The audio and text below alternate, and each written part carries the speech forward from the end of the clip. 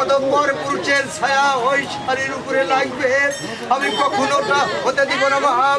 তাই তো তোমার কাছ থেকে আমি আমার দেওয়ার শাড়ি চেয়েছি, তুমি খুশি মনে খুলে ময়লা বর্ষণ করে তুমি আমার কাছ থেকে বিদায় নিয়ে যেতে হবে।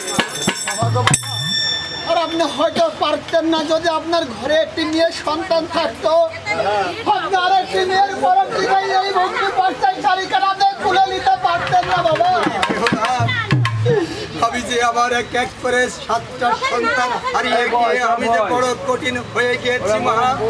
তাই তো তোমাকে বারবার বলছি, তুমি আমার দেওয়া শাড়ি খুলে ময়লা বর্ষণ করে ওই গঙ্গার জলে তোমাকে যেতে হবে।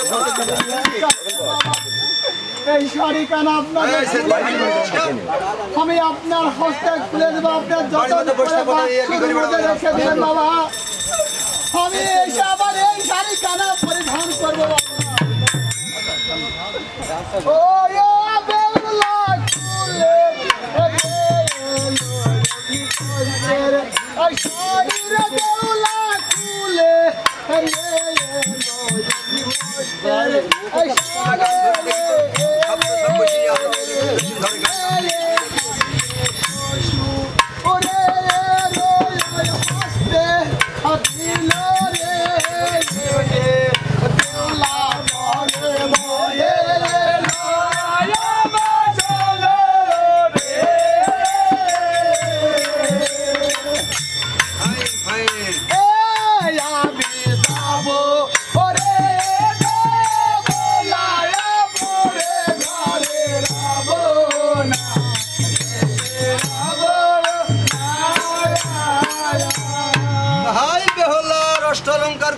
শাশুড়ির হস্তে তুলে দিলেন।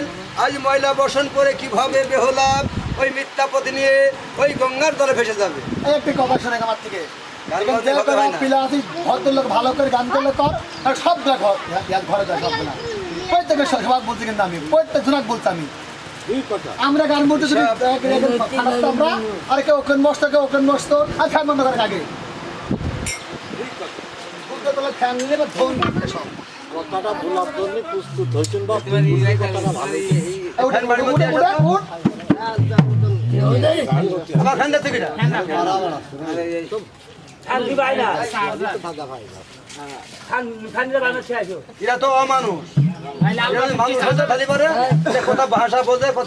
সুন্দর একটা কষ্টের গান বলছি, কারো কোনো আগ্রহ লোক তো কোনো সুন্দর যাবে না। বলো তো একটা বাপ গুলি বসে থাকবো না, বাপ গুলি বসে থাকবো। নানা জিনিস আপনার এরকম করলে আমার কাছ থেকেও তা উঠাই যাবে। গান শুধু দেখো শাড়ি পরলে গান হয়। আমি কি বলবো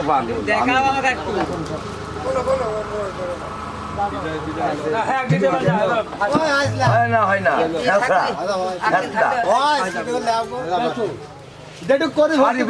আমার কি শিক্ষা হয় না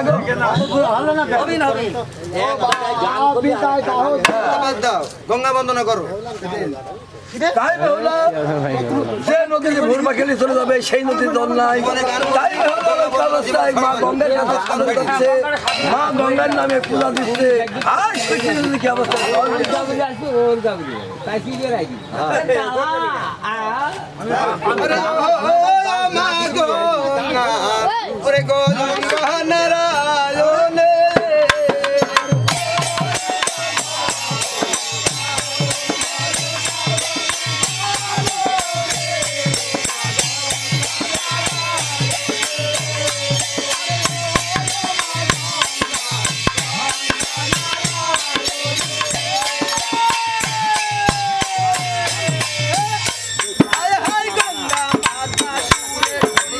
Hello.